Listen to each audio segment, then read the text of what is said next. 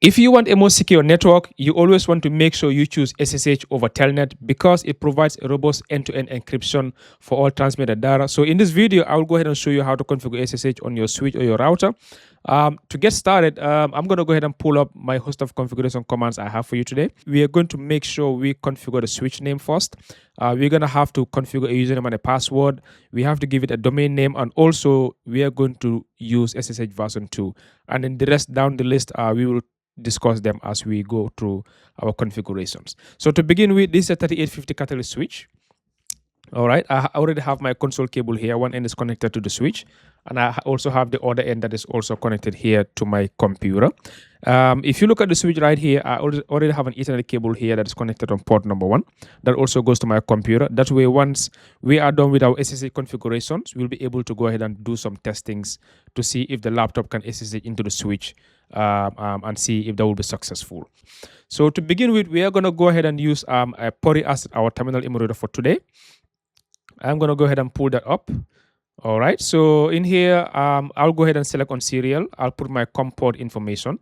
For you to be able to know what your COM port is, if you have a Windows computer, you can easily go to Device Manager and be able to tell what your COM port is.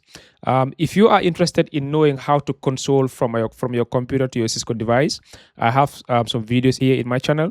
Please go ahead and check them out, and you'll be able to see a step-by-step or a detailed process of how to get this done. But this is how to quickly go ahead and know what your COM port number is. Mine is 3. I'm going to go ahead and change this to number 3. Okay. For legibility's sake, I'm going to go ahead and change my fonts to 16. That way my screen can be, my fonts can be large enough for you to be able to see whilst we are configuring our SSH. I'm going to go ahead and press on enter. So the switch is done booting up and it's ready to go. All right, so first thing first, it is going to ask me to enter my initial configuration dialog. I will say no to that command. The second one here is asking me to terminate auto install. I will say yes, that's what I want to do. I'll terminate that. I'll press enter, and I am right here in my enable prompt. I'm going to go ahead and do an enable on this to take me to the privilege mode. Once I get to the privilege mode, I want to get to my global configuration mode. This is where you're able to start all your configurations from. All right, so the first thing you want to do here is to give the switch a host name, or a switch name rather, and we are going to use the command host name, and we call it switch 1. We are going to go ahead and press enter. So once this one is done, next we are going to go ahead and give the switch a username and a password, but we want to give it an administrative privilege rights password. And to be able to do that, you can do that by keying in the command username. Okay, we are going to call it admin. And we're going to give it a privilege level of 15. Okay, privilege level 15 basically means you are giving this admin user full administrative rights to the switch. They can issue every other command that the switch would allow. Okay, so let's say if you have a user account that you want to set up here, but you want to give it limited privileges, now you'll be able to choose between 0 and 15. So you can choose whichever works for you and assign it to that particular user. All right, so we have privilege level 15, and then we are going to give it a secret password. That way, our password is not going to be plain text in our configuration command. So by secret, now we give it our password. I'll call it my secret. Okay, the password my secret. I'll press enter. All right, so now what I'm going to do next is I'll go give the switch an IP domain name. This is very necessary for your SSH to be able to work. Otherwise, it is not going to work. I'll give my IP domain name and call it my domain.local. Okay, I'll press enter. So next, to start with the SSH configuration itself, I will give it an SSH version of 2. Okay. 2 S's there, IP SSH version. I'll give it version number 2. So this is done. So next, I'll go ahead and configure our crypto keys. And to do that, you do crypto generate RSA, crypto key generate rather, RSA, press enter. So once you do this, the default will be 512, but I will go ahead and choose 1024. But for the case of my 3850 here, 1024 will work perfectly. I'll go ahead and press enter. So now the keys are generating, and that is done. All right. So once this is done here, I'm gonna go into my line console here. Okay, I'll do line con 0. This one actually has nothing to do with our SSH configuration, but I just want to go ahead and key in the login synchronous command on it. All right, so I always go ahead and key this command either on my virtual teletype lines and also my console to make sure logs that are kind of popping up in the screen will not cut my commands into half. So that's why I always like to use the login synchronous command. So I try to do it on both my console and my teletype lines. So that is done. I'll go ahead and do the line VTY. Okay, and we are going to do from 0 through 15, which means all the VTY lines in the switch. Okay, we're going to do that and press enter. The first thing you want to do is key in login local. Login local basically means you telling the switch to use the user accounts that are configured in the switch. That is the username and the passwords that we just configured earlier on. So if anybody wants to get into the switch through the VTY lines, it is going to validate that against the usernames and the passwords you have locally configured on the switch. That's what the login local does.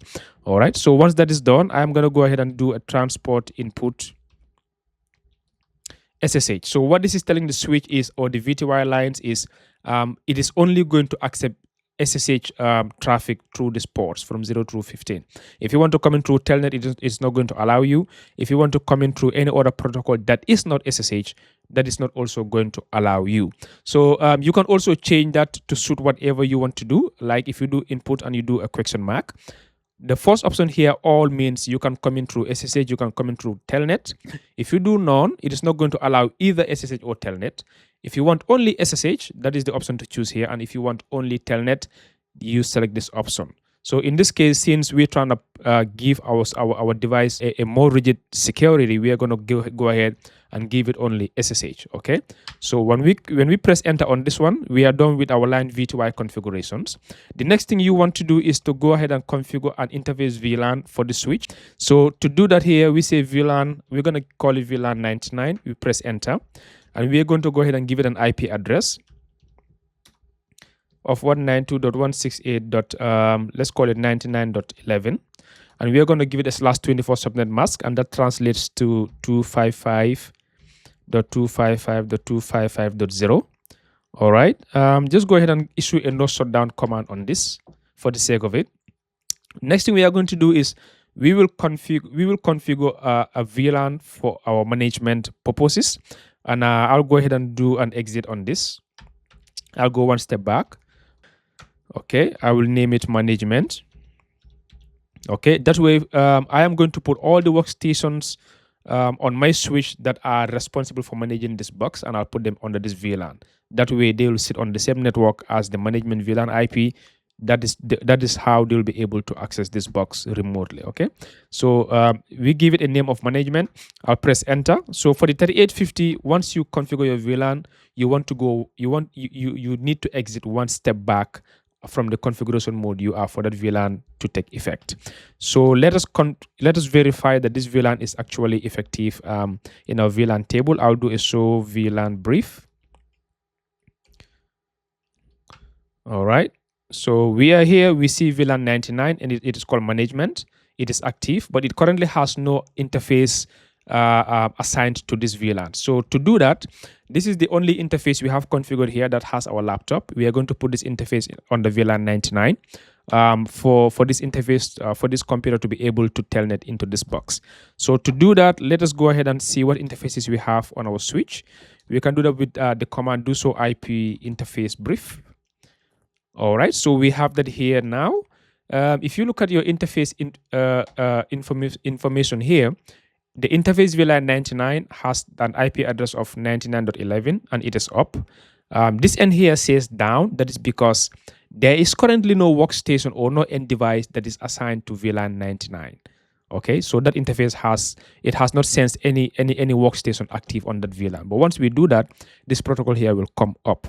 All right, so our computer is currently connected to Gigabit Ethernet 1/0/1. It says up on both ends. That is good. All right, so what we are going to go do next is to go into the interface configuration mode of that interface. So we say interface Gigabit 1/0/1.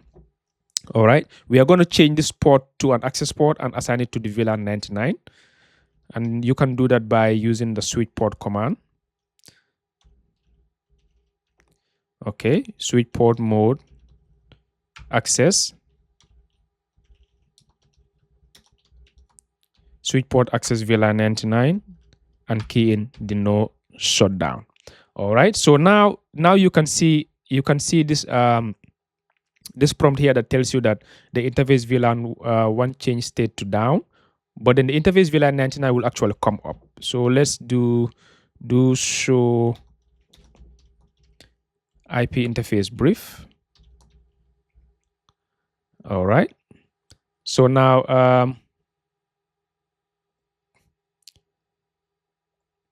okay, so once we issue the IP interface brief, I could see that the interface VLAN did not come up by the time I was issuing the issuing this command. But now underneath here, you can see it just notified me here that interface VLAN 99 has changed its state to up. So by virtue of that, if I go ahead and do show IP interface brief again, so VLAN 99 now shows up simply because there's an active device assigned to that VLAN segment. Okay, so now we have all of this in place. The SSH configuration is done. I think it's time for us to go ahead and test our SSH configuration. And to do this, we are going to go ahead and configure an IP address that is going to be in the same subnet as the switches management IP address. And to do that, let me go ahead and pull up my network card. I have a Windows computer. I'll just go ahead and type search for network. It just pulls up my network card for me really quick. It's just a very fast way for me to do it. I have this Ethernet cable, this blue one right here, connected to port 1 of the switch. I have it connected to Ethernet 2. I'm going to go to properties. I'm going to go to TCP IP4. There's an IP address here already. I'm going to go ahead and remove it. I'll say okay. All right. So I want to reconfigure this IP manually. I'll go to TCP IP4. Let's give this an IP address on the management subnet 192.168.99. Let me call it 99.15. Okay, so the subnet mask will be 255.255.0. The default gateway is 192.168.99.1. Okay, so you want to make sure you give it an IP address that is on the same subnet as your management VLAN interface. And then I'll say okay to this and okay to this one too, and I'll minimize this. All right, so next you want to do is you want to go ahead and open a command prompt and issue a ping command. Ping is essentially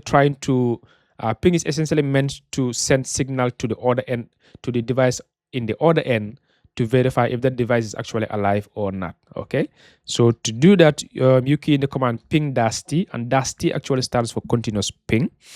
All right, so ping -t 192.168.99.11, because that is the IP address of our interface VLAN, and you can see that from here. Okay, 192.168.99.11. All right, so if we ping that here and we press enter, I will expect that to be successful. Okay, so whilst we are sitting here and waiting for that, let's give it some time. If everything is good, it will be successful. And here we have our responses coming through for us. Okay, so this is actually on the computer that I'm pinging this from. So I'm also going to go ahead and try to ping the computer from my switch as well. Okay, I can actually issue the ping command in the global configuration mode, but I have to precede it with the do command. Do ping 192.168.99.11, because 99.15. 15 is the IP address of the laptop. Okay, so if I press on enter, if it is successful, it is going to show me multiple exclamation marks at the bottom. And here we are, that is successful. This is what shows you that the other device that you are trying to ping is actually available and very much alive. So with all of this already put in place, next we are going to go ahead and unplug our console cable. Okay, because right now this prompt here right now, I'm accessing the switch by console. Okay, so to be able to test our SSH to see if it is working, we want to only come to the switch through our Ethernet cable between the laptop and the switch. So with that being said, I have disconnected the console cable. I'm just going to go ahead and wrap that around here so it does not roll on the floor. All right, let's go ahead and do our SSH verification testing with just our Ethernet cable. So we close this. All right, so we can still go ahead and use our PORI. All right, PORI is right here in the middle. So to use SSH, this first option here is SSH. Now you come to the host name in bracket or IP address. You can key in the IP address of your switch here, and that my IP address here is 192.168.99.11. That is the IP address of the switch right here, the one that we've just configured. All right, I want to increase the fonts once we connect to the switch, so I'll go ahead and change appearance to 16 for the fonts. I'll do okay. Now I want to SSH to the switch. Okay, so if this is successful, it's going to prompt me to accept some security verifications, and that's actually not a problem. All you got to do is just go ahead and do accept. So I'll do open. So you can see these prompts that just popped up here. Let me bring it here in the middle for you. So it is more like a potential security breach. So it's all about certificates and stuff like that, but nothing to worry about. Okay, so I'll just go ahead and click on accept. So once I do accept, it is asking me to log into the switch. All right, right now we have no console. The console cable is right here hanging on my mic. Okay, we only connected to the switch right now by SSH, and we are coming through this gigabit Ethernet port 1/1 that goes to my laptop. So now here to log into the switch via SSH, we have configured our username to be admin. Okay, and it is lowercase. It is actually case sensitive, so you want to make sure you key in exactly what you have in your switch to your login prompt. So I'll do admin. I'll press enter. It's going to ask me for a password. So if you remember, my password was set to my secret, lowercase. Okay, I've keyed that in. I've pressed enter, and boom, we're in the switch right now. So once you sit on this prompt, it's almost exactly the same feel as what you would have experienced if you log into the switch by console. So once you come in here, I mean, you can start doing all your changes and stuff like that. The only thing you want to avoid doing is not to tamper with the interface configurations of gigabit Ethernet 1/0, because that's where your Ethernet cable is connected to, that is giving you SSH access to your switch. So whilst we're here, I mean, you can run all show commands. You know, you can do show IP interface brief. Okay, you can see all your IP information. Okay, you can go to config T for configure terminal. Okay, anything you want to do here, you should be able to do it. We can look at our VLAN information. Okay, do show VLAN brief. All right, we can see our VLAN 99 as management here, and we can see that this is active right here. Okay, so we can also see what computers are currently connected to the switch.